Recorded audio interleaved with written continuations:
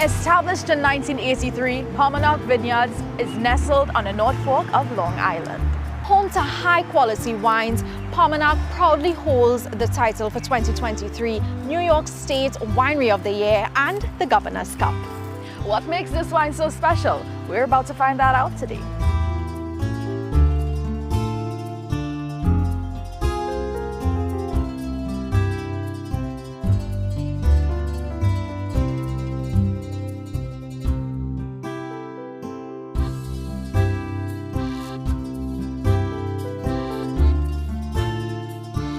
So we always start our tour in the vineyard because we absolutely believe that the wine is made in the vineyard. What does that mean? That refers to the notion that you can't manufacture great wine, you have to grow it. And it's very similar to chefs when they're doing what they do, producing great meals. They have to start off with the highest quality, the freshest ingredients. And it's no different with fine wine. You have to start off with the healthiest, ripest grapes that you can get your hands on. And so we are what's known as an estate winery here at Paumanok Vineyards, which means we own and operate our own vineyards. We don't buy grapes from anywhere, we grow everything. And do you grow different types of grapes here? We do. So this is Sauvignon Blanc. We also grow Chenin Blanc and Riesling and Chardonnay. Those are some of the white varieties we grow. And we grow Merlot, Cabernet Sauvignon, Cabernet Franc, and Petit Verdot for the red varieties. Okay. Yeah. And so I'm seeing that you have the grapevines there. Yeah. How long do they actually stay alive? Because I know you all have seasons. Yeah. And what happens to them during winter, etc. So these vines are perennial. These vines here are about 40 years old. And so in the winter time, they begin to go dormant. And just like a rose bush or something like that, you'll prune it. So every year, and so today you're here just at the beginning of a new growing season. The buds are just beginning to open. So a couple months ago we were finishing the pruning work, and then we tie the vine to the wire.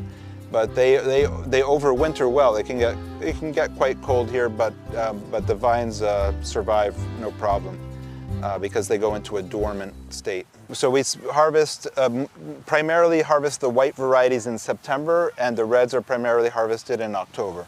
Okay. And so that's our main harvest period. And so we harvest a lot of what we do, we harvest by hand, but we also have a machine that can do some of the harvesting. And so we'll decide whether we use hand or machine picking depending on the circumstances like the weather and the wine style and things like that. And on top of it, we're a family business, we're a family wine estate, so we have to be patient with each other and patient with the process. But you know, my father has a great saying, winemaking is less of an art and more of a partnership with Mother Nature. Unfortunately, she's the senior partner. So we have to be patient with Mother Nature because, you know, some years we're working just as hard as we did the year before. Yes. But if Mother Nature has decided, look, this is what you're going to get, there's not a lot we can do about it. And that can have a real economic impact. Yes, we can have a smaller crop, we have less wine to sell, and the quality is also very much determined by the weather that we had that year. You know, assuming that we're doing the work that we do the same every year, and that's what we do. And that's so you have to put out the same amounts of work. Yeah. Not guaranteed. Not exactly. And if you talk to any farmer anywhere that grows anything, they're going to tell you more or less the same thing. Yeah, we work hard, but some years our yields go up, our yields go down. In the world of wine, it's really not about the yield, it's about the quality. Right. Depending on the winery. Some wineries are mass producers, but we're not. We're a quality-oriented producer.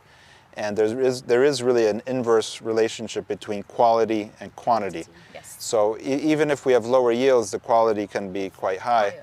But you know, there are years where Mother Nature says, no, that's not going to happen this year, and then that's, you know, c'est la vie. You don't have much of a choice. So after it's harvested, what's next? So the next, we'll keep walking over this way. The grapes upon harvest, the grapes are delivered to the winery. Okay. And that's what we're going to see next.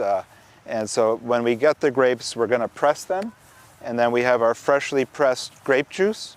And then that juice, whether it's Chardonnay, Riesling, or Sauvignon Blanc, or Chenin Blanc, will get transferred into one of these tanks. Yes. We clarify the juice, and then it begins to ferment. And that's at the end of the alcoholic fermentation. You no longer have juice; you have wine. You have the new wine. And then after that, the final steps are filtration and bottling.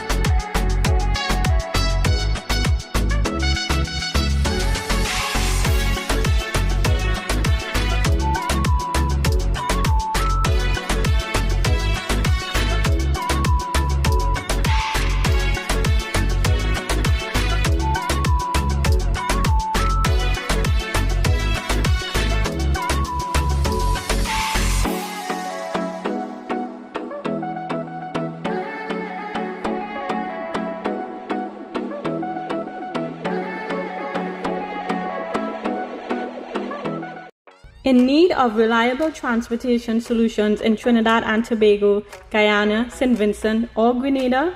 Welcome to Kaluz Auto Rentals, your trusted partner for all your transportation requirements. Whether it's car rentals, chauffeur services, minibus coach charters, or upscale limousine rides, we offer a comprehensive range of options. Choose Kaluz Auto Rentals for a seamless, professional, and efficient journey every time. Kaluz Auto Rentals, your reliable travel partner.